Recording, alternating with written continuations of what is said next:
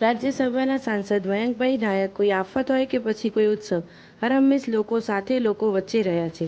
સુખ હોય કે દુઃખ, મયંકભાઈ નાયક હંમેશા તેમના સેવાલયના દ્વાર 24 કલાક લોકો માટે ખુલ્લું મૂકી દેતા હોય છે. હાલમાં હવામાન વિભાગ દ્વારા મહેસાણા જિલ્લા સહિત ઉત્તર ગુજરાતમાં ભારે વરસાદની આગાહી કરવામાં આવી છે. ત્યારે મહેસાણામાં ભારે વરસાદના કારણે પાણી ભરાયેલા ઝૂંપડપટ્ટી વિસ્તારોમાં રાજ્યસભા સાંસદ મયંકભાઈ નાયકના સેવાલય દ્વારા રાહત કાર્ય હાથ ધરવામાં આવ્યું.